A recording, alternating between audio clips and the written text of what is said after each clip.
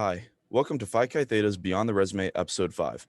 My name is Carter Buck, and today I'm with junior finance major and music, media, and enterprise minor, Max Mahoney. Max is currently Phi Chi Theta's chapter relations chair, and this past summer he interned as a sales development intern for VCom Solutions. Welcome to Max. Yeah, thank you for having me. Happy to be here. Of course. So could you talk a little bit about your internship this summer with VCom? Yeah, as you already said, I was a sales development intern for VCom Solutions, and I was working with the business development team, and this whole idea of this outbound campaigning was really new to them, and so for me, I was kind of their guinea pig and trying a bunch of different strategies to like start to generate some more business, um, it was a lot of different outreach, whether that be email, calling, and a lot of calling people I hadn't know. So it was a lot of exposure that I hadn't had a lot of experience in, which was awesome. But um, it was other than that, it was awesome to work with, have like my first professional experience, and kind of even though it was virtual and I was at home.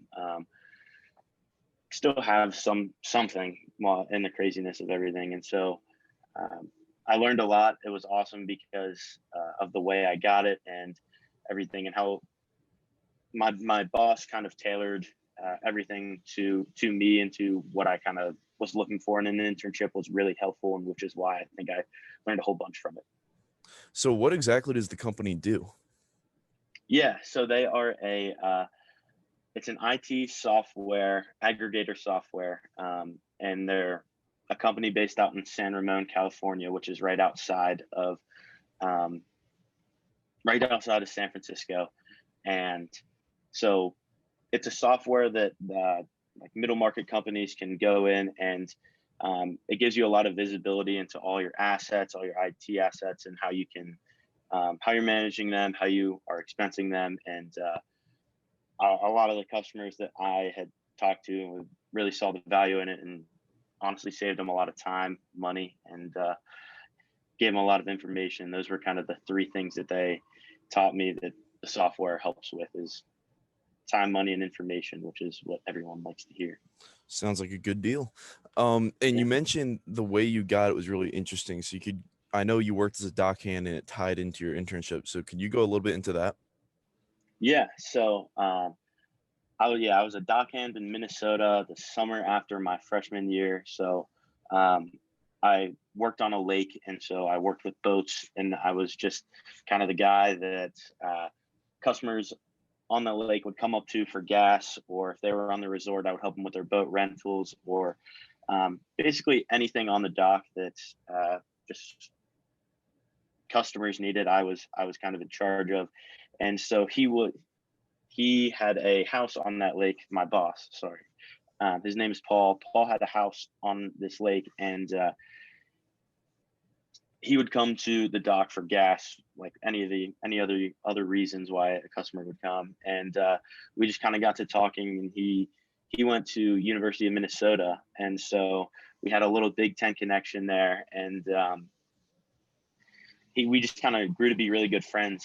He would come to the dock, and I always help him out, and just got to talking more and hearing about his experiences out in San Ramon. And um, then once the summer ended, I reached out to him on LinkedIn, and was very persistent in reaching out, and um, we just kind of continued that relationship. And um, fortunately, they had the room to bring me on as an intern, and I worked right under him. And I think I really helped them because they were in a kind of a transition period where they were doing some rearrangement, and I think I helped ease that transition a little bit for them. And um, I think it was a very beneficial internship, both for both of us, just because I learned a bunch from it, and I think that I helped ease the pain of that transition for them a little bit. All right. So with the internship, because you're a finance major, but you also want to go into the music industry. So how did you decide that you really wanted to do a sales internship when it's not really part of your end goal? Yeah, so um, that's a good question, and sometimes I ask myself that too. But after sophomore year, I really thought that I was going to like sales. I thought that I didn't necessarily know that have a great idea of what I wanted to do, but sales was always like the one thing that I thought I could do, and I think what my strengths fit very well with sales, and so um, I was happy. That's kind of why I wanted to do something in sales, and um, I wanted that experience, and so I kind of figured out that I'd like to use I like to use the analytical side of my brain a little more and work with a little more numbers. And but I think I gained a lot of value out of it just because knowing what you want to do is just as valuable as knowing what you don't want to do. And so um, I can't speak enough about the experience, and I learned a lot, and I think I gained a lot of value. But long term, I think I'd like to um, be in a different role, in a different kind of be in a different role. Well, I'm glad it was such a good experience. And then, could you talk a little bit about your playing guitar? Because I know you're great at it, but everyone doesn't know that. So, can you talk a little bit about that? Yeah, so that's kind of what I'm known for, just because that's all I talk about with everyone. And so I've been playing guitar. I actually, so I've been playing guitar for a while, but I was never really good at it. And then when I went to Minnesota, one of the guys that I work with had a guitar, and so I lived with him, and he was always playing guitar, and so um, the interest was always there. And then once I was kind of isolated without anyone I knew, and all I had was him to teach me guitar, I had a bunch of time to learn, and so he taught me a lot of my roommate taught me a lot of different things that I now use on the guitar, and he helped me kind of he lit that spark a little bit, and so then after that summer, I've just played every single day. I took it and I ran with it, and um, yeah, I play every single day, and that's all. It's what I love to do. It's when I'm bored, all I'm watching Netflix or anything, and that's what I'm doing is I'm playing guitar, and so I still have a long way to go. I'm not great. I love playing, and I love doing my own thing with it. But there's still that's the exciting part though, is that there's still a lot for me to learn. Yeah. So, what are some songs you know? So, I know you're a Um, rock fan. I, yeah, I'm a rock fan, but I can play a lot of stuff, whether that's um, indie or folk or anything. My favorite, I love to play the Red Hot Chili Peppers. Everyone knows that I'm a huge fan. Um, but let's see. Under the Bridge is probably my favorite song to play just because it sounds cool and it isn't as hard as some people may think. It's always fun to just whip it out at like at a family gathering or anything, and just look up some chords and strum along and have everyone sing along because my voice is terrible. But Same. as far as tangible song, as far as tangible songs, a lot by the Red Hot Chili Peppers, a lot by a band called Camp, if you've heard of them, a lot by Mount Joy. Those three bands I am pretty well can play a decent amount of stuff. And then I just recently learned Imagine by John Lennon this week, Oh, which is okay. pretty cool. Yeah, That's a good one. So, how long does it yeah, take you to learn? Because I really want to learn guitar, but it's mostly a time yeah. thing holding me back. And I also don't believe that I can self teach myself. But how long does it take you to learn, like, Imagine? So it depends a lot on the song. So like Imagine wasn't very hard just because it was like pretty normal chords with a few little complexities in the middle, and then uh, a lot of it is just like strumming along. And so that one, I pretty much looked up a video, and it found out the chords and found out the little intricacies in the middle. And then other than that, so it probably took me an hour to have it like relatively down. I don't have it mastered yet, but like have it down enough to where it sounds good. That's pretty fast. But a I did not song, expect that. it's it's a like I said, it depends on the song because that's a fairly simple song. But if like a song, like I said, like a song like Under the Bridge, it's that's gonna take me like I would have to learn it in parts, and so I would learn the intro, and then once I get the intro down, I would go back and learn the verse, and so that'll take me like probably a week to learn all the different parts Okay. and have them down to a point that like they're somewhat cohesive, and then after that it's kind of just like getting the groove down and like Mm-hmm. making it sound all good together, and really getting that like like I said, cohesion down. So a lot depends on the song.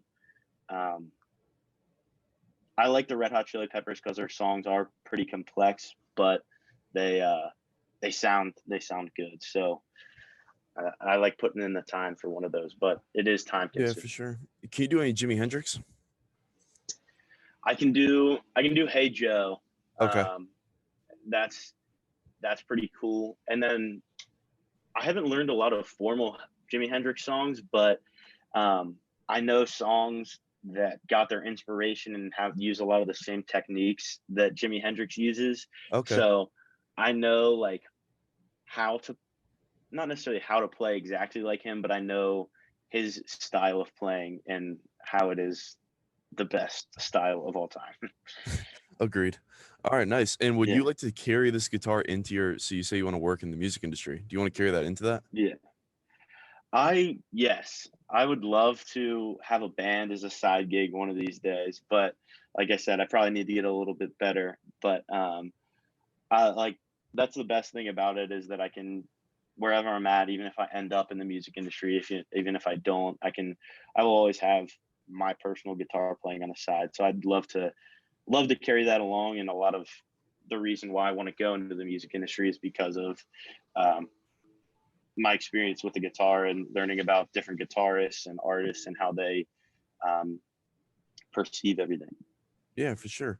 Well, I'm very jealous of your musical talent. Because I also cannot sing to save my life, but I'd love to learn guitar. But moving on from that, so you put on my list Saint X, and for those that don't know, Max is a big Bombers fan.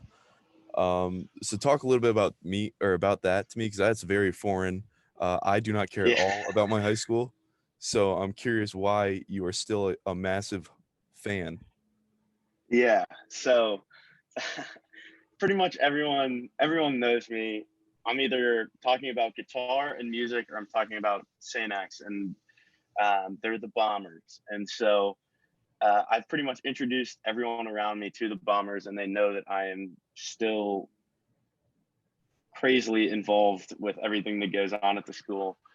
And so I think it all stems from I think it's a Cincinnati thing because in Cincinnati there's a division of the GCL South, which is the uh, Greater Catholic League South, and there's four different schools, and we're all rivals. And everyone, if you come from one of those four schools, it's just different. Everyone still comes back and is watching the games. All the alumni are still there. It's while it's foreign to you, it's like very natural for me to still be involved um, in how the Bombers are playing in soccer today for That's the so state funny to me. semifinals, and it's like it's it's it's just different in how everyone still stays involved with it. It's one of the reasons why I love it, and I'd probably do it to a fault. I'll admit it. I'm probably passionate to a fault about Saint X, but um, coming from there, it was always just like different with other schools where they were like, oh, I went to so and so high school, and I always just took a little more pride in the fact that I went to Saint X and came from there, and it just meant a little more to me. Is it an all boys school? Yeah, it's an all boys private high school in Finneytown, Ohio, which is like in the middle of Cincinnati. I think that's part of it, 'cause it's the same with all the Cleveland guys with Ignatius and Eds. They're Yeah, all yeah, very proud of their schools, and I wonder if yeah, it's an all boys thing. But yeah, that's really weird to me. 'Cause yeah, I went to Charlotte Catholic. I don't really care about them anymore. That yeah, chapter of my life has been closed. But that's funny. yeah. It's I like I don't know why I am. I just like maybe it was playing sports in high school. Maybe it was like like the relationships I made, but I don't know why, but I still just can't get it. Like I'm just involved with it, and I still care about it. I've never seen you more hurt than when I said, "Who are the Bombers?" Yeah, that was That was a stinger. I needed to take a second after that one. All right. Well, the one of the last things you put on my list was the social dilemma, which I really want to see. So give me your Yeah. feedback on that, and has it made you paranoid at all? Yes, it has made me paranoid, and my luckily my screen time has gone down a bunch. But um so the social dilemma is a funny enough, it's on Netflix and it's a documentary about how these big tech companies like Facebook, like Twitter, Instagram, Snapchat, all these social media companies that are like billion-dollar companies are like how they are wired to get you to stay on your phone longer and how they're set up. Everything they have all this data on every single one of us and how um, they use that data almost against you to make you stay on your phone so that uh, they can show you advertisements so that they get money from the advertisers. And so it goes in depth onto how they do this and how they um, everything on your phone is very like very constructed, and it's very like there's a reason for everything, why you're getting the notifications you're getting, why things are popping up, and everyone can kind of guess that with the algorithm, and they have a sense of it. But um the social dilemma goes in depth as to like how that's the negative impacts of that uh on society, on an individual level, and on like a global level with things going on in the Middle East or everything, and how Facebook and Twitter and everything is affecting that, and making people more polarized than ever. It was so interesting. And you said it made your screen time go down? It made my screen time go down because I watched it with my roommate, and we watched it, and probably every 15 minutes we looked at each other in like awe of just like, wow, we are falling into this trap like everyone else. And so after that, I deleted um, I deleted everything, all my social media, for like a couple days. I got it back and I set screen time limits and I try to stay off of it as much as I can. But some of it is just like to keep up with everything because Yeah, I for don't sure. like read the news and everything. That's what I do. So My Instagram is a huge news source for me, yeah, yeah, especially which sports. yeah, sports. That's like a lot of the reason that I actually bringing it full circle. The reason that I re-downloaded it to start was because Saint X was playing, Of and I course. wanted to, I wanted to get the stream, and so I had to re-download Twitter so I could go to their Twitter and get the stream. So that's actually the reason I re-downloaded it. But um, I've really been trying to stay off of it just as much as I can because um, like that was a not necessarily a wake up call, but it just shows you a lot as to how these tech companies are set up, and it's pretty crazy. So how did you notice in those few days where you didn't have any social media, your productivity change or just your day-to-day life change? I definitely was more productive because I would pull out my phone and just be like, oh wait, there's nothing there, and so then I would have more time, and which was nice. You don't really realize how much time you have until you're like not on your phone for I was just gonna say, 3 of the 5 hours a day. Yeah. Everyone listening should Um, check right now because I don't think everyone realizes how much time you spend. Like I checked my screen time recently, and the time you spend on social media is ridiculous. yeah, like I I guarantee I like that cut out definitely like 3 hours, like right there of just things that I was doing that I could have Hmm. been working or like reading a book, doing something more constructive. Yeah, and half the Um, time it's like mindless scrolling. You don't even remember what you saw. exactly. Yeah. That's like the addictive And part of like it. that's how all these companies are set up, is to just make you keep on like not thinking and just keep on scrolling. And um, like the whole um, like reward complex, and how these likes are really like, for a lot of people, where they find their self-worth is if they like have a lot of likes on Facebook Yeah, or on and it is Instagram. like And like, chemically addictive when you start to get all the yeah, dopamine from it. That's yeah, crazy. I'll have to watch it tonight it's because it's been on my watch list. it is thought provoking. Very, like, it Dang. was crazy. Do you ever? I'm curious if you get the same thing I get, where when you're really bored, do you ever like open a social media, realize you're caught up, close it, and then within 5 seconds open it again? I have done that. The biggest one for me was TikTok. Okay, Like I never I had TikTok. had to do it was like, so my TikTok algorithm was all just like cool guitar videos, because that's all that I liked to watch. And so it was really easy for me to just like keep on scrolling, because the next like, with Instagram, there's like somewhat of a limit, because Hmm. you can scroll through and you see all the pictures that everyone you follow, and then once you see the last one that you saw, you're kind of done.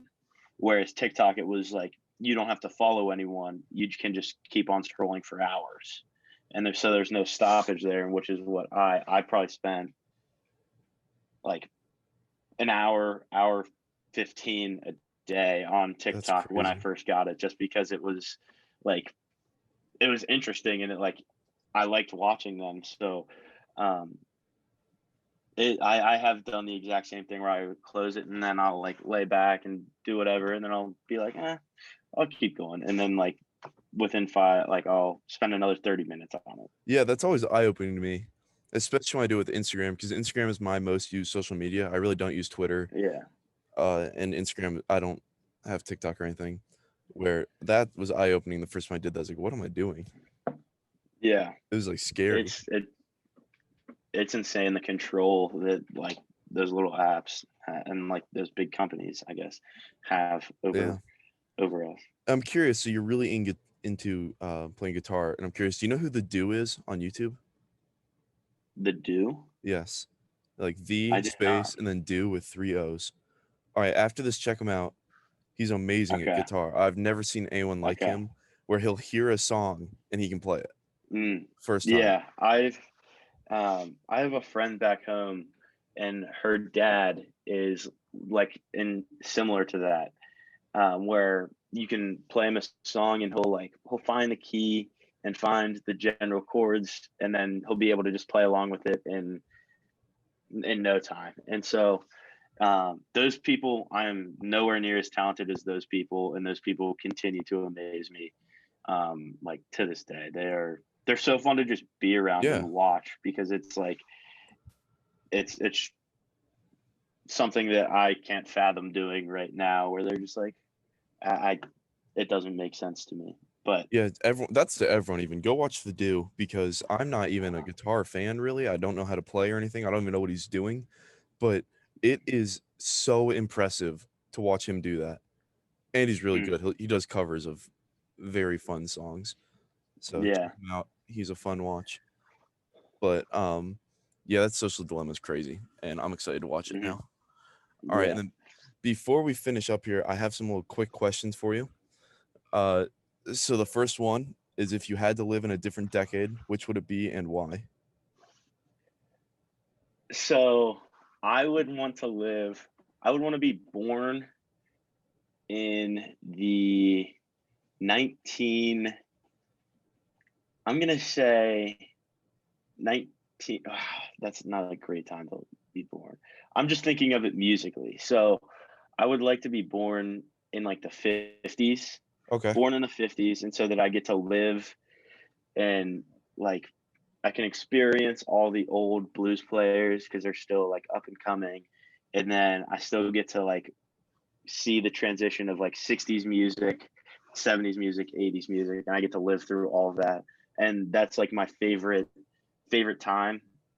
Like Forrest Gump is my favorite movie because it's that time period. It's the 60s, 70s, and Hmm. 80s. And it's so I want to be born early 50s. I think that Okay. that's so I guess would I be a boomer? You would. Oh, that's a I might be shame. I You'd be a yeah, boomer. but I'd be a little older than a boomer, but I like that time period is just and that culture is so interesting to me of like the 60s, 70s, and 80s. All right, good answer. Now you may have a great answer for this one since you were a dockhand, but what would you name your boat? Um, ooh, what would I name my boat? Um, I would name it Lily. I don't know why. That's the first thing that popped into my head. I just love the name Lily, and I Okay. like lilies on water, and so like like how lily pads Yeah. sit on top Okay. of Lily on the water. I water. think that yeah. So I think that that would be the name of my boat. Okay. And segueing off of that, I know you just got a dog. What'd you name it again? Because I liked your dog Her name. name is Penny. Yeah, her Penny. name is Okay. Penny, Yeah. and That's a cute she dog. is the cutest dog. She's a Bernese Mountain Dog mixed with a poodle, so she doesn't shed, which is nice. But she is the cutest dog of all time. Nice. All right. I will confirm it is a very cute dog.